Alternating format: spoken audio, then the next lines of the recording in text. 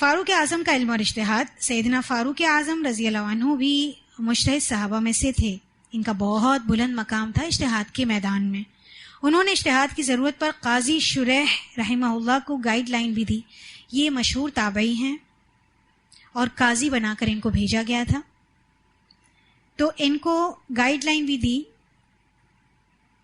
شرابی کی سزا شریعت نے مقرر نہیں کی تھی بلکہ حسب حال اجتہاد پر اسے چھوڑ دیا تھا.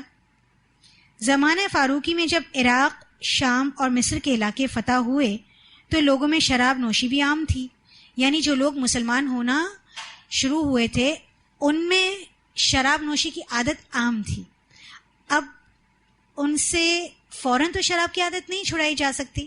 ان کو کس طرح کنونس کرنا ہے یا ان کے بارے میں کیا حکم ہے، یا اگر وہ نہیں چھوڑنے پر راضی نہیں ہوتے ہیں تو پھر اب کیا حکمت عملی اختیار کی جائے. سیدنا عمر رضی اللہ عنہ نے اس انحرافی لہر کو روکنے کے لیے اور شرابی کو رسوا کن سزا دینے کے لیے اجتہاد کیا. یعنی کچھ لوگ اس میں ایسے بھی شامل ہو گئے تھے جو کہہ رہے تھے مسلمان تو ہیں لیکن ہم شراب نہیں چھوڑیں گے. یہ انحراف کرنا شروع کر دیا تھا. تو اس انحرافی لہر کو روکنے اور شرابی کو، ایسے شرابی کو جو مسلمان ہونے کے باوجود وہ یہ کہتا تھا، دعویٰ کرتا تھا کہ میں مسلمان ہوں لیکن میں شراب پیوں گا، تو شرابی کو رسوا کن سزا دینے کے لیے اجتہاد کیا. اور چیف آف آرمی اسٹاف ابو عبیدہ رضی اللہ عنہ، دیکھیں پہلے چیف آف آرمی اسٹاف ابو عبیدہ بن جراح رضی اللہ عنہ کو لکھا، لیکن ان کے نام کے آگے کبھی بھی چیف آف آرمی اسٹاف نہیں لکھا جاتا. جتنے بھی صحابہ کرام ہیں کبھی آپ کو ان کے نام کے آگے کوئی مفتی، کوئی مجتہد، کوئی ایسی ڈگری لگتی ہو جو آج کے دور میں لگتی نہیں. ایک سرٹیفکیٹ جو اللہ نے ان کو دیا وہ کیا؟ رضی اللہ عنہ. یہ لازمی لگتا ہے. ادعو الشاربین واسألہم احلال الخمر ام حرام فإن زعموا انها حلال فاقتلوہم کمرتدین، مرتدین کی طرح ان کو قتل کرو. وإن قالوا انها حرام فاجلدہم 80 جلدہ. ان شرابیوں کو بلاؤ اور ان سے پوچھو. دیکھیں پہلے ہی ان کا مارنے کا حکم نہیں ہے. شرابیوں کو بلاؤ اور ان سے پوچھو کیا شراب حلال ہے یا حرام. اگر وہ یہ سمجھے کہ یہ حلال ہے تو پھر انہیں مرتدین کی طرح قتل کرو، اور اگر وہ کہیں حرام ہے تو پھر انہیں 80 کوڑے لگاؤ. ظاہر ہے اسلام کی حالت میں انہوں نے ایک حرام کام کیا ہے تو ان کو حد تو لگے گی، تو حد جب نافذ کرو. ورنہ حلال مانتے ہیں اس کو تو پھر کیا کرو، یہ تو مرتد ہو گئے، اب ان کو قتل کر دو. تو یہ ایک اجتہاد تھا ان کا. زمانہ حال کے بدلنے پر ان کا یہ اجتہاد بھی ہے کہ لفظ واحد سے دی گئی 3 طلاق 3 ہی شمار ہوں گی. صحیح مسلم میں ہے زمانہ نبوی خلافت صدیقی میں اور 2 سال خلافت فاروقی میں 3 طلاقیں 1 شمار ہوتی تھیں. سیدنا عمر رضی اللہ عنہ نے فرمایا ان الناس قد استعجلوا فی امر کانت لهم فیہ انات فلو امضیناہم علیہم فامضاہ علیہم. لوگوں نے ایک ایسے معاملے کو جس میں انہیں سوچنے یا رجوع کرنے کا موقع دیا گیا تھا، اس کے باوجود انہوں نے اس میں جلدی کر دی. کیا خیال ہے پھر ہم اس اجلت کو ہی نافذ نہ کر دیں؟ یعنی جب انہوں نے سہولت سے فائدہ ہی نہیں اٹھانا ہے تو ہم ایسا کرتے ہیں سزا کے طور پر ان کی اس اجلت کو نافذ کر دیتے ہیں. پھر سیدنا عمر رضی اللہ عنہ نے ان پر اس فیصلے کو نافذ کر دیا، لیکن یہ وقتی طور پر تھا. اس کے بعد اس آرڈیننس کو ختم کر دیا گیا تھا. اس سب کچھ کے باوجود سیدنا عمر رضی اللہ عنہ بعض شرعی و حدیثی مسائل سے ناواقف تھے. انہیں دروازے پر 3 بار آواز دے کر لوٹ جانے والی حدیث معلوم نہ تھی. آخر انہیں ابو موسیٰ اشعری رضی اللہ عنہ سے معلوم ہوئی، یہ بھی ہم ذکر کر چکے ہیں پیچھے. نیز انہیں دیت جنین کا مسئلہ معلوم نہ تھا، وہ مغیرہ بن شعبہ رضی اللہ عنہ سے معلوم ہوا. جنین کسے کہتے ہیں؟ ماں کے پیٹ میں جو بچہ ہے، ٹھیک ہے، اسے جنین کہتے ہیں. تو اسے اگر کوئی مار دیتا ہے یا اسے کسی بنا پر مارا جاتا ہے، اسے قتل کیا جاتا ہے تو اس کی دیت ہے. اس کے بارے میں انہیں علم نہیں تھا. نیز انہیں دیت جنین کا مسئلہ معلوم نہ تھا، وہ مغیرہ بن شعبہ رضی اللہ عنہ سے معلوم ہوا. انہیں مغیرہ بن شعبہ نے بتایا تھا کہ رسول اللہ صلی اللہ علیہ وسلم کے دور میں 2 عورتوں کے درمیان لڑائی ہو گئی تھی. ایک حاملہ تھی اور دوسری جو اس سے لڑ رہی تھی اس نے اس حاملہ کو پیٹ پر مارا تھا، جس وجہ سے اس کا بچہ مر گیا تھا. تو آپ صلی اللہ علیہ وسلم نے فرمایا تھا کہ اس کی دیت ادا کرنی ہوگی. پھر اس کے بعد انہیں اس کی دیت پتہ چل گئی تھی. اس طرح انگلیوں کی دیت والی حدیث معلوم نہ ہونے کی وجہ سے سیدنا عمر رضی اللہ عنہ نے انگوٹھے اور اس کے پاس والی انگلی کی دیت میں 25 اونٹ کا حکم جاری کر دیا. آخر دوسرے صحابہ کے ذریعے انہیں علم ہوا کہ آپ صلی اللہ علیہ وسلم نے ہر انگلی پر 10 اونٹ دیت مقرر فرمائی ہے. یعنی اگر کوئی کسی کی انگلی کاٹ دیتا ہے 10 اونٹ کی دیت دینی ہے جس نے کاٹا ہے اس کو.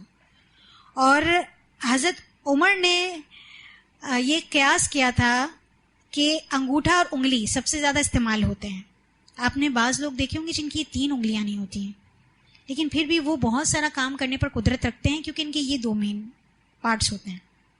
ٹھیک ہے، تو انہوں نے سب سے زیادہ دیت انگوٹھے کی رکھی، پھر اس کے بعد اس کی رکھی، پھر 3rd فنگر کی رکھی، پھر اس کے بعد اس کی، پھر اس کی. ان کو اس طرح جج کیا کہ جس کا کام زیادہ، فنکشن زیادہ ہے تو اس پر دیت زیادہ. تو کسی نے ایک شخص کی انگوٹھا اور انگلی پہلی والی شہادت کی جو ہے وہ کاٹ دی تھی تو انہوں نے 25 اونٹ کا حکم جاری کیا تھا. اس پر ایک صحابی نے انہیں بتایا کہ آپ صلی اللہ علیہ وسلم نے ایک مرتبہ اس طرح کا معاملہ ہوا تھا تو فرمایا تھا کہ 5 انگلیاں برابر ہیں، تو کوئی بھی انگلی کاٹ دیتا ہے تو 10 دیت کے اعتبار سے اس کو کاؤنٹ کیا جائے گا. یوں سیدنا عمر رضی اللہ عنہ کو اپنا حکم واپس لینا پڑا. مجوس سے جزیہ لینا ہے یا نہیں یہ انہیں معلوم نہیں تھا. سیدنا عبد الرحمن بن عوف سے انہیں خبر ملی کہ مجوسیوں کے ساتھ بھی اہل کتاب والا معاملہ ہی کرنا ہے. دیت زوج میں عورت میراث پا سکتی ہے یا نہیں یہ بھی انہیں علم نہیں تھا. دیت زوج کیا ہے کہ کسی عورت کا شوہر اگر کوئی قتل کر دیتا ہے تو اس کی دیت ہے لازمی. ٹھیک ہے، تو جب دیت دے گا تو بیوی کا بھی حصہ ہے، یہ شریعت بتاتی ہے ہمیں. لیکن حضرت عمر کو اس بات کا علم نہیں تھا، لیکن جب انہیں علم ہو گیا تو انہوں نے اس سے رجوع کر لیا. ضحاک بن سفیان رضی اللہ عنہ نے اپنے دیہات سے انہیں لکھ کر بھیجا کہ رسالت مآب صلی اللہ علیہ وسلم نے میراث دلائی ہے ایسی عورت کی. انہوں نے اسے مان لیا. کیا انبیاء کے نام رکھے جا سکتے ہیں؟ یہ حضرت عمر کے علم میں بات نہیں تھی کہ انبیاء کے نام جیسے محمد، عیسیٰ، موسیٰ یہ نام رکھے جا سکتے ہیں. تو سیدنا عمر رضی اللہ عنہ نے اس سے منع فرمایا. وہ منع فرمایا کرتے تھے کہ انبیاء کے نام نہیں رکھنے چاہیے. سیدنا طلحہ سے جب اس کے جواز کا علم ہوا تو رجوع کر لیا. آپ صلی اللہ علیہ وسلم نے اپنے بیٹے کا نام کیا رکھا تھا؟ ابراہیم، تو نبی کے نام پر تھا. اسی طرح ابو موسیٰ اشعری، نبیوں کے نام رکھے جا سکتے ہیں. اس کے علاوہ نماز میں شک پڑنے پر نمازی کیا کرے؟ یعنی اس کو شک ہو گیا کہ اس کا وضو ہے یا نہیں ہے، کوئی ایسے معاملہ ہو گیا کہ اب اس کو شک آ گیا تو وہ کیا کرے؟ تو عبد الرحمن بن عوف نے جب یہ حدیث بتائی تو علم ہوا. یعنی آپ صلی اللہ علیہ وسلم نے فرمایا کہ جب تک آواز نہ نکلے، آواز نہ سنائی دے یا پھر بو نہ آئے، جب تک اس کا وضو نہیں ٹوٹا نماز کے دوران. ٹھیک ہے، تو یہ حدیث مل گئی تو انہیں علم ہو گیا اس بات کا. یہی صحابی تھے جنہوں نے، یعنی عبد الرحمن بن عوف ہی تھے جنہوں نے تعاون کی حدیث سنا کر سیدنا عمر رضی اللہ عنہ کو شام کے سفر سے روکا تھا.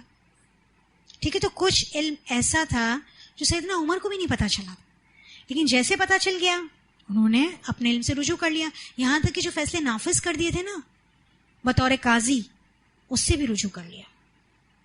یہ اصل انسان ہوتا ہے کہ وہ اپنے آپ کو سرنڈر کر دے. کس کے آگے؟ قرآن و سنہ کے آگے. عثمان ذو النورین کا علم اور اجتہاد. امیر المؤمنین سیدنا عثمان بن عفان رضی اللہ عنہ بھی مجتہد تھے. حذیفہ بن یمان رضی اللہ عنہ آذربائیجان سے مدینہ صرف اس لیے تشریف لائے تاکہ امیر المؤمنین ذو النورین کو یہ اطلاع دیں کہ کس طرح قراءت قرآن میں اختلاف رونما ہو رہا ہے. آپ کو اگر علوم القرآن میں قرآن کو جمع کرنے کی تاریخ ہم نے بتائی تھی تو حضرت حذیفہ ہی آئے تھے نا ان کا دھیان دلانے کے لیے.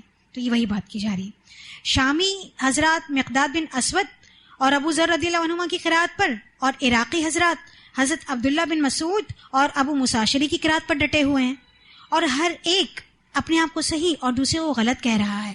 انہوں نے آتے ہی عرض کی، یا امیر المؤمنین ادرک ہذہ امۃ قبل ان تختلف فی کتابها کما اختلف الذین من قبلہم فی کتبہم. امیر المؤمنین اس امت کا خیال کیجئے اس سے پہلے کہ وہ اپنی کتاب میں اس طرح کا اختلاف کر بیٹھیں جس طرح ان سے پہلے وہ اپنی کتب میں اختلاف کر بیٹھے، یعنی ان کا حال اہل کتاب جیسا نہ ہو جائے. چنانچہ ایک لمحہ ضائع کیے بغیر انہوں نے صحابہ کرام کو جمع کر کے مشورہ کیا اور کمیٹی تشکیل دے کر اپنی اجتہادی رائے دی کہ قرآن کریم کو ایک حرف اور ایک خط میں لکھا جائے. رومن امپائر کے ساتھ جنگ کے لیے بحری فوج اور اس کے بیڑے کی تیاری کا اولین اجتہادی مشورہ بھی انہی کا تھا، یعنی ایک نئی اسٹریٹجی اجتہاد کیا تھا کہ رومن امپائر سے کیسے جنگ کریں. تو بحری فوج پہلی دفعہ بحری سفر کے ذریعے بحری جنگ ہوئی تھی اور اس بیڑے کی تیاری کا اولین فریضہ انجام دیا تھا. مگر انہوں نے متوفی عنہا زوجہا کے محل عدت کی حدیث انہیں معلوم نہ تھی. مگر انہیں متوفی عنہا زوجہا کے محل عدت کی حدیث معلوم نہ تھی جو فریعہ بنت مالک رضی اللہ عنہا نے بتائی.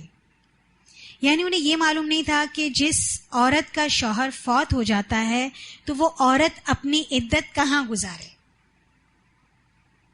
تو حضرت فریعہ آئی تھیں ان کے پاس یہ بتانے، کیونکہ ان کے ساتھ یہ معاملہ ہوا تھا کہ فریعہ رضی اللہ عنہ کے شوہر کا ایک غلام تھا جو بھاگ گیا تھا.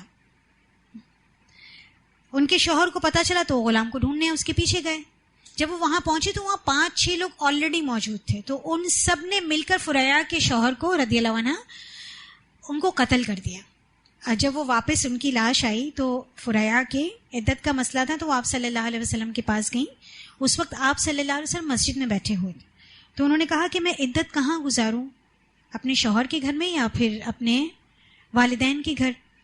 تو آپ صلی اللہ علیہ وسلم نے فرمایا اپنے والدین کے گھر. پھر وہ چلی گئیں. ابھی وہ مسجد سے نکلی ہی نہیں تھی، آپ صلی اللہ علیہ وسلم نے انہیں دوبارہ بلایا اور آپ صلی اللہ علیہ وسلم نے دوبارہ پوچھا کہ کیا پوچھ رہی تھی. پھر آپ نے ان سے کہا کہ اپنے شوہر کے گھر عدت گزارو.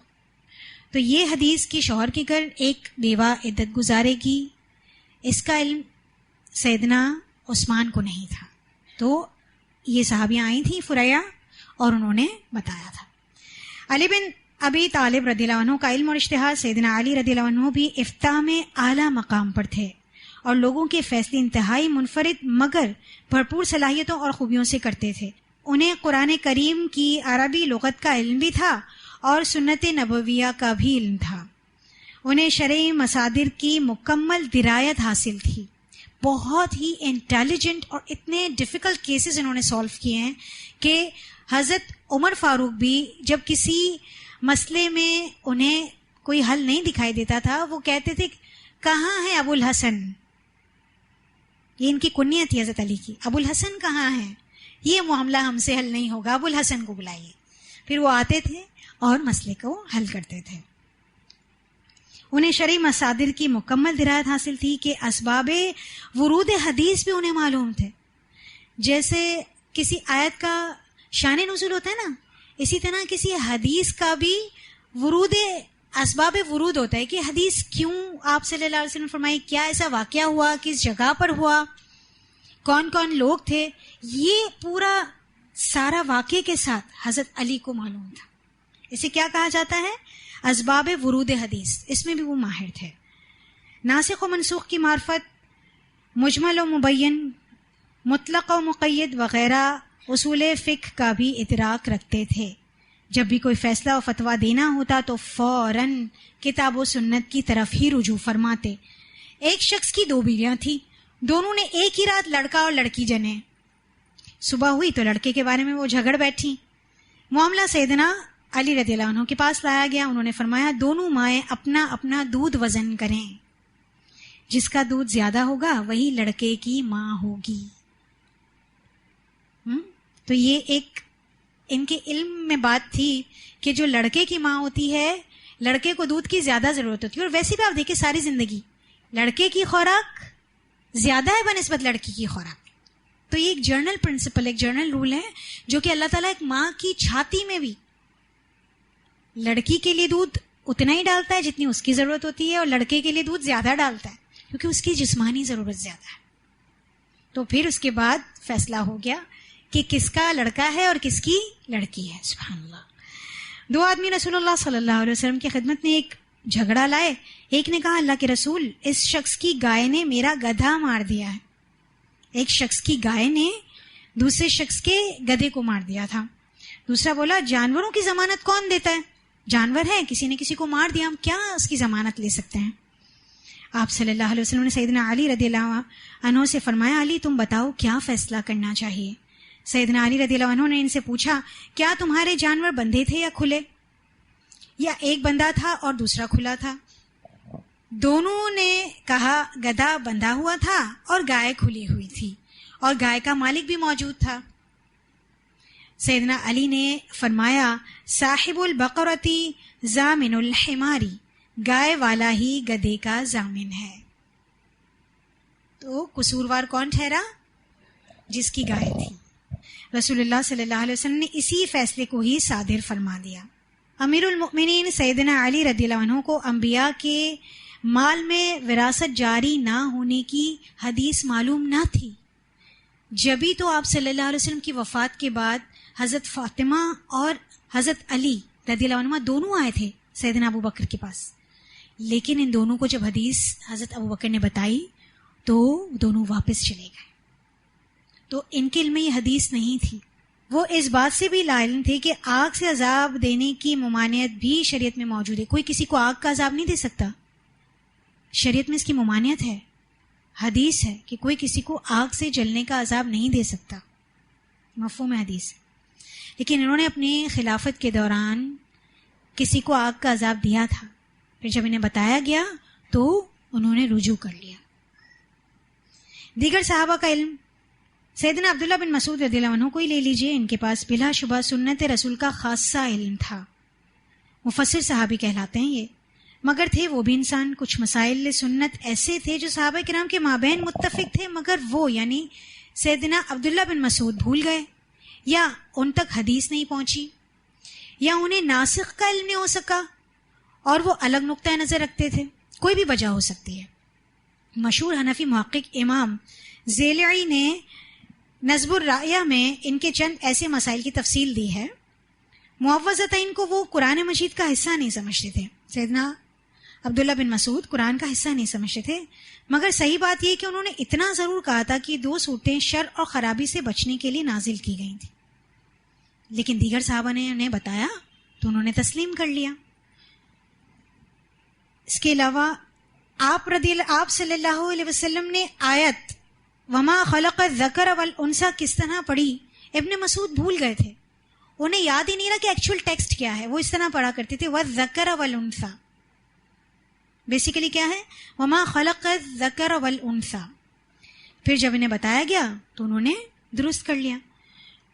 رکوع میں جاتے وقت اور رکوع سے اٹھتے وقت رفع یدین یعنی دونوں ہاتھوں کو کان اور منڈے کے درمیان تک اٹھانا وہ نہیں جانتے تھے. انہیں اس عورت کے مہر کے بارے میں حدیث معلوم نہ تھی جس کا خاوند حق مہر مقرر کیے بغیر فوت ہو گیا. عرصے بعد سیدنا معقل بن یسار سے مسئلہ انہیں معلوم ہوا تو انہوں نے رجوع کر لیا. ایسی عورت کا حق مہر کیا ہوگا کہ جس کے شوہر نے ابھی مہر مقرر بھی نہیں کیا اور وہ فوت ہو گیا.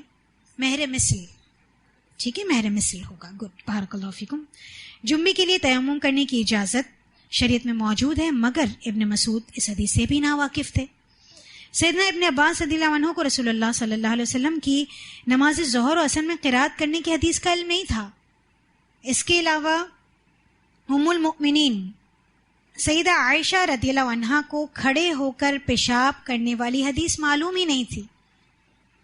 وہ فرماتی ہیں جس نے یہ کہا کہ رسول اللہ صلی اللہ علیہ وسلم کھڑے ہو کر پیشاب کرتے ہیں اس نے جھوٹ باندھا. اسی طرح مسح خفین والی بھی انہیں نہیں پتا تھی. مسح خفین کیا ہے؟ جرابوں پر مسح کرنے والی حدیث. نصوص جب ان صحابہ تک نہ پہنچ سکیں تو جس بات کے وہ قائل ہوئے وہ برابر اسی کے قائل رہے. ان کو نص پہنچی ہی نہیں، یا خیال میں ہی نہیں آئی، یا یہ بھی کہ وہ ایک حکم کے قائل رہے اور انہیں ناسخ معلوم ہی نہیں ہو سکا. یعنی جب تک انہیں نہیں پتا چل سکا تو وہ اپنے ہی موقف پر رہے، اور جب انہیں معلوم ہو گیا تو انہوں نے رجوع کر لیا. اس کے علاوہ مثلاً اور بھی مثالیں ہیں. محب سنت رسول صلی اللہ علیہ وسلم سیدنا ابن عمر رضی اللہ عنہما موزوں کے مسح میں وقت مقرر کرنے کے قائل نہیں تھے، بلکہ اجازت دیتے تھے کہ جب تک چاہے آدمی مسح کر سکتا ہے۔ آپ صلی اللہ علیہ وسلم نے مدت بتا دی ہے نا، مقیم کی کیا ہے یا مسافر کی کیا ہے، تو انہیں پتہ نہیں تھا۔ وہ کہتے تھے کہ جتنے عرصے تک بھی مقیم اور مسافر مسح میں ہی رہ سکتا ہے۔ اس مسئلے میں جو احادیث تھیں ان تک نہ پہنچ سکیں۔ وہ خواتین کو غسل کرتے وقت بال کھولنے کا حکم دیا کرتے تھے، حالانکہ ام المؤمنین سیدہ ام سلمہ کی حدیث میں جو اجازت دی گئی ہے وہ ان کو نہ پہنچی تھی۔ سیدہ ام سلمہ والی حدیث سے ہمیں پتہ چلتا ہے کہ بال کھولنا ضروری نہیں ہے، لیکن انہیں یہ علم تھا ہی نہیں، اس لیے وہ عورتوں کو بال کھول کر غسل کرنے کی تلقین کیا کرتے۔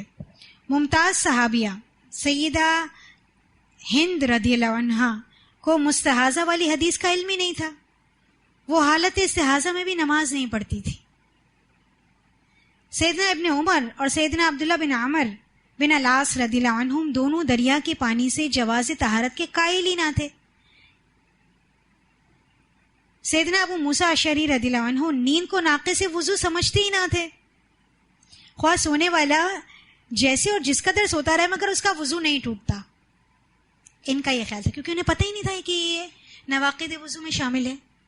وہ برتن جس میں شراب پی جاتی تھی، حرمت خمر کے بعد اس کا استعمال ممنوع تھا، یعنی جب ابتدائی زمانہ میں شراب حرام ہوئی، جس برتنوں میں یہ بنائی جاتی تھی پی جاتی تھی ان کو استعمال کرنا ناجائز تھا، لیکن اس حکم کو پھر منسوخ کر دیا گیا۔ بعد میں حکم منسوخ ہو گیا، مگر حضرات صحابہ میں ابن عباس اور ابن عمر رضی اللہ عنہما دونوں منع ہی سمجھتے رہے، انہیں ناسخ کا علم ہو ہی نہ سکا۔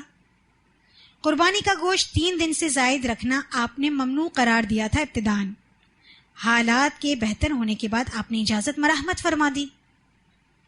جناب علی اور ابن عمر رضی اللہ عنہما اسے ممنوع ہی سمجھتے رہے، انہیں ناسخ پہنچ ہی نہ سکا، لیکن ہمیں دونوں پتہ ہے اللہ تعالیٰ نے اپنے دین کی حفاظت کا ذمہ خود لیا ہے۔ اسی طرح نکاح متع آپ صلی اللہ علیہ وسلم نے حرام فرما کر منسوخ کر دیا، بہت سے صحابہ کو اس کے منسوخ ہونے کی اطلاع ہی نہ ہو سکی، وہ اسے جائز ہی کہتے رہے، جن میں عبداللہ بن مسعود، ابن عباس، اسماء بنت ابی بکر، سیدنا معاویہ اور ابو سعید رضی اللہ عنہم شامل ہیں۔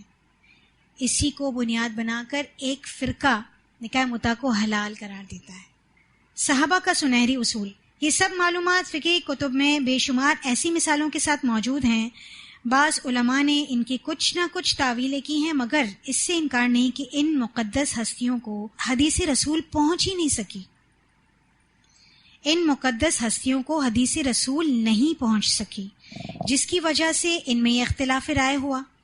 علم اور اس کا آزادانہ اظہار ان کے جذبہ اطاعت رسول کو کم نہ کر سکا، اور نہ ہی صحیح بات کی قبولیت میں کوئی ہچکچاہٹ محسوس کی انہوں نے۔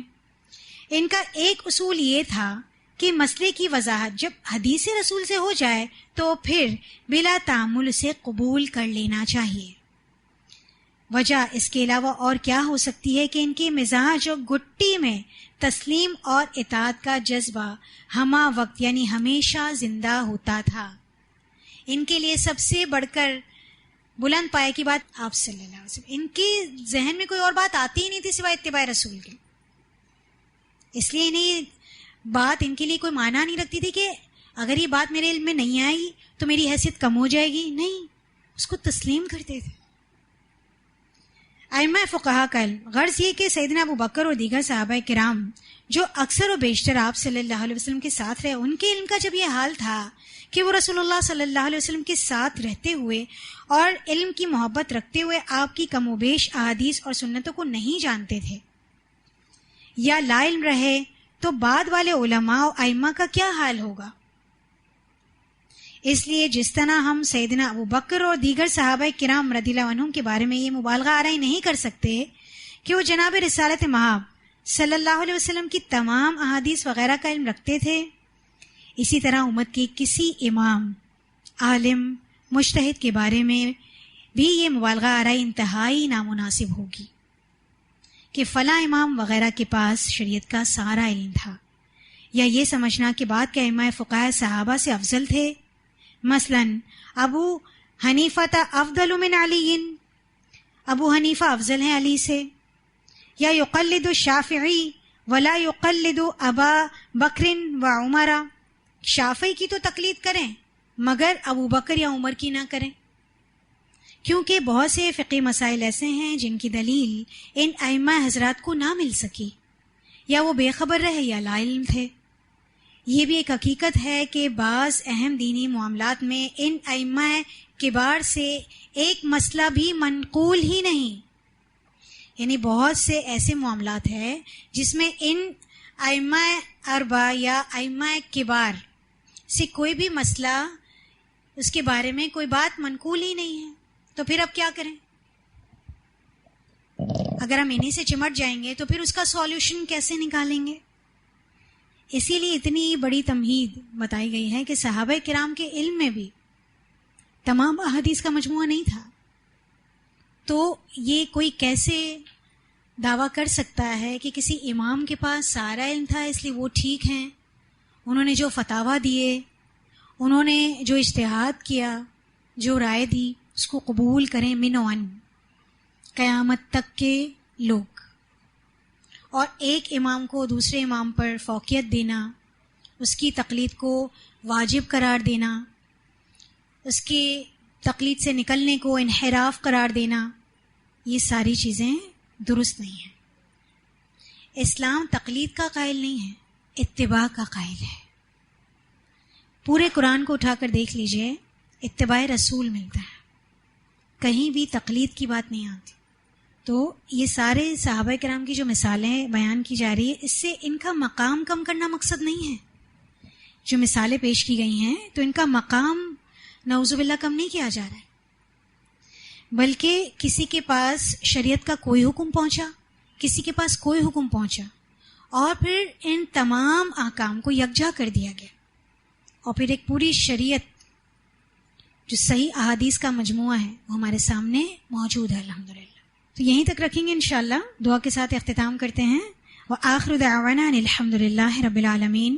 سبحانک اللہم وبحمدک، نشہد ان لا الہ الا انت، نستغفرک ونتوب الیک. اللہم ارنا الحق حقا وارزقنا اتباعہ، وارنا الباطل باطلا وارزقنا اجتنابہ. ربنا لا تزغ قلوبنا بعد اذ ہدیتنا وہب لنا من لدنک رحمہ انک انت الوہاب. الہی آمین.